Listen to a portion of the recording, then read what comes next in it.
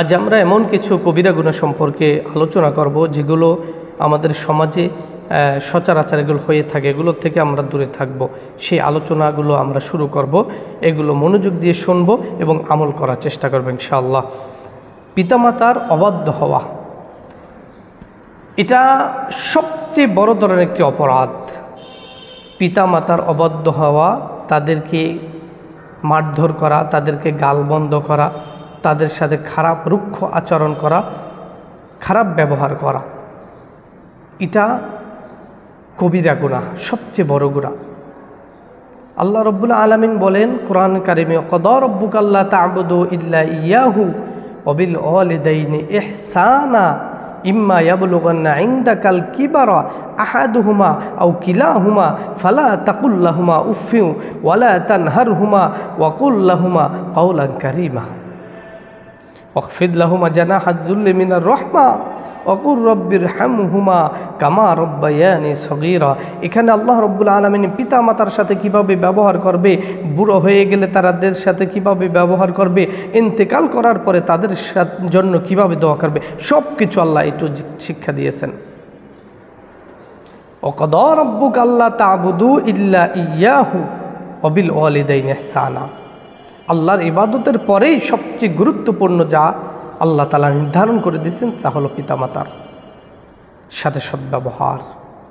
তাদের সাথে এত রুক্ষ আচরণ করা যাবে না, এত অন্যায় কাজ করা যাবে না, অন্যায়ভাবে ব্যবহার করা যাবে না। এমনকি উফফি ওয়ালা তানহারহুমা,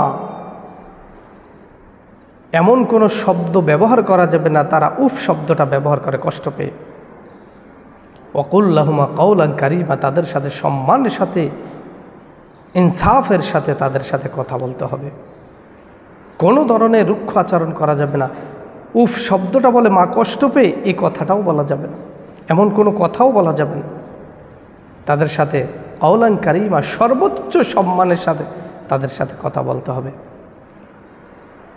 আর যখন মৃত্যু হয়ে যাবে তাদের দেখভাল করবে, ইন্তেকালের পরে তাদের জন্য দোয়া করতে হবে, রব্বিরহামহুমা কামা রব্বায়ানি সগীরা।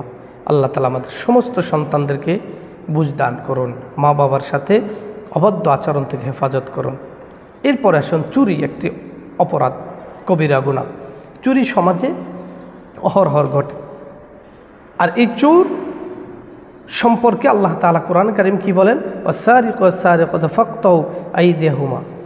যারা চোর চোরনি চুরি করবে, ধরা পড়বে, তাদের হাতের কবজি পর্যন্ত কেটে দাও, হাত কেটে দাও, আল্লাহর বিধান। সেজন্য চুরি করা একটি কবিরা গুনাহ। আমরা চুরি থেকে বিরত রাখতে আমাদের নিজেরা থাকব, সন্তানদেরকে রাখব। এরপরে এতিমদের সম্পদগুলো ভক্ষণ করা একটি কবিরা গুনাহ। এতিমদের সম্পদগুলো আমরা এমনভাবে ভোগ করি, অনেকে আছে যা নিজের সম্পদ মনে করে, অথচ আল্লাহ তাআলা বলেন এতিমদের সম্পদ যারা অন্যায়ভাবে জুলুম করে নিজের পেটে ঢুকালো, সে সম্পদ নয়, সে খাবার নয়, সে অর্থ নয়, মূলত জাহান্নামের কি আগুন তার পেটের ভিতরে ঢুকালো, নাউজুবিল্লাহ। এই জন্য এতিমদের সম্পদ কখনো লুণ্ঠন করা যাবে না। এতিমদের সম্পদ তাদের প্রাপ্য, এটা তাদের কাছে বুঝিয়ে দিতে হবে, তাদের সামনে উপস্থাপন করতে হবে, তাদেরকে ভালোভাবে বুঝিয়ে দিতে হবে। কোনো রকম এটা আপনি কার্পণ্য করতে পারবেন না, এখানে উদারনিশ্চিত হওয়ার কোনো সুযোগ নাই। এতিমদের সম্পদ খাওয়া বড় ধরনের একটি কবিরা গুনাহ।